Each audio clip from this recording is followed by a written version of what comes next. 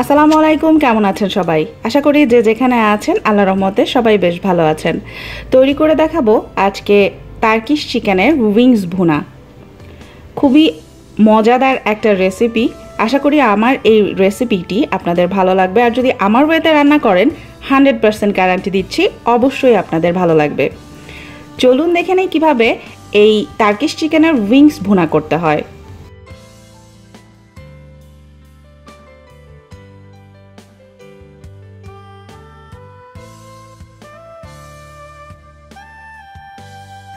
Turkish chicken রান্না করার জন্য আমি এখানে চিকেনের পাখনাটা নিয়েছি, কারণ হোল চিকেন অনেক বড় হয়ে থাকে আর ওর মধ্যে দেখা যায় শুধু মাংসই থাকে। তো পাখনাটা পার্সোনালি আমার খুবই পছন্দ, যার কারণে আজকে আমি আপনাদেরকে এটা তৈরি করে দেখাবো। আমি একটা পাখনা মাঝখান দিয়ে জাস্ট অর্ধেক করে নিয়েছি, তা না হলে পাখনাগুলো অনেক বড় থাকে। তো এখন আমি যেটা করব, ভালো মতো ধুয়ে এটাকে ঝরা দিয়ে রাখতে হবে। এখন আমি একটা হাঁড়িতে তেল দিয়ে দিচ্ছি।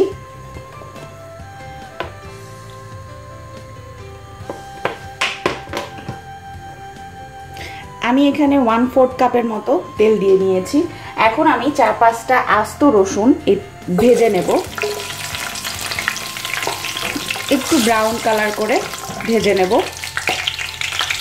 রসুনগুলো ভাজা শেষ, আমি উঠিয়ে নিচ্ছি। এখন আমি প্রায় 1.5 কাপের মতো পেঁয়াজ কুচি দিয়ে দিলাম। পেঁয়াজটাকে ব্রাউন কালার করে ভেজে নিতে হবে। পেঁয়াজটা ভাজা হতে হতে এর মধ্যে আমি দিয়ে দিচ্ছি একটা তেজপাতা, 2টো এলাচ, 1 টুকরো দারচিনি এবং 3-4টে লং। আর একটু ভেজে নিতে হবে। পেঁয়াজটা ভাজা হয়ে গেছে। এখন আমি দিয়ে দিচ্ছি 1/2 কাপ টমেটো কুচি, 1 চা চামচ মরিচের গুঁড়ো, 1 চা চামচ জিরার গুঁড়ো এবং 1 চা চামচ হলুদের গুঁড়ো। সবার শেষে দিয়ে দিচ্ছি 1/2 চা চামচ পরিমাণ ধনে গুঁড়ো। এখন আমি এর মধ্যে আদা বাটাটা দিয়ে দেব। আদা বাটাটা 1/2 চা চামচ পরিমাণে আমি দিয়ে দিলাম। আর রসুন যে ভেজে রেখেছি সেই রসুনটা আমি দিয়ে দেব। এখন এর মধ্যে 1/2 কাপ পরিমাণে পানি দিয়ে এই মশলাটাকে কষিয়ে নেব। পানি দিয়ে দিচ্ছি। ভালোভাবে এই মশলাটাকে কষিয়ে নিতে হবে। দিয়ে দিচ্ছি লবণ স্বাদ অনুযায়ী। লবণটা দিয়ে মশলাটাকে খুব ভালো করে কষিয়ে নেব। মশলাটা কষানো আমার হয়ে গেছে, তেলগুলো উপরে চলে এসছে।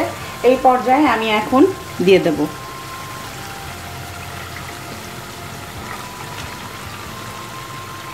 5 মিনিটের মতো কষিয়ে নিতে হবে।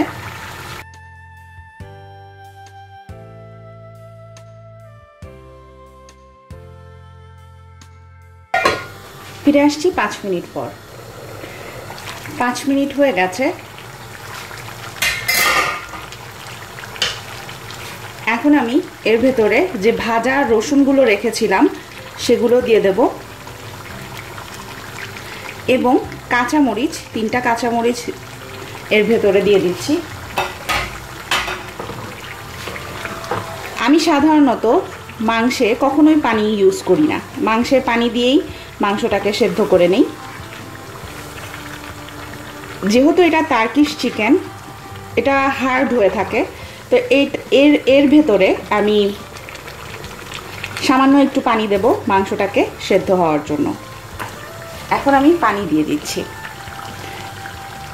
এখানে আমি প্রায় 1.5 কাপের মতো পানি দিয়ে খুবই আস্তে জালে, যতক্ষণ পর্যন্ত না মাংসটা সেদ্ধ হচ্ছে ততক্ষণ পর্যন্ত চুলায় রেখে ঢাকনা দিয়ে ঢেকে মাংসটাকে সেদ্ধ করে নেব।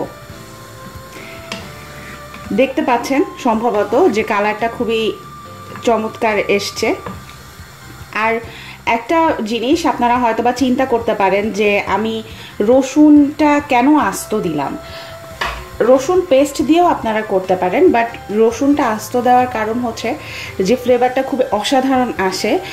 আর ভাত খাওয়ার সময় যদি একটা রসুন পাতে পড়ে প্লেটে, তো সেই রসুনটা চটকে খেতে কিন্তু আরও সুস্বাদু লাগে।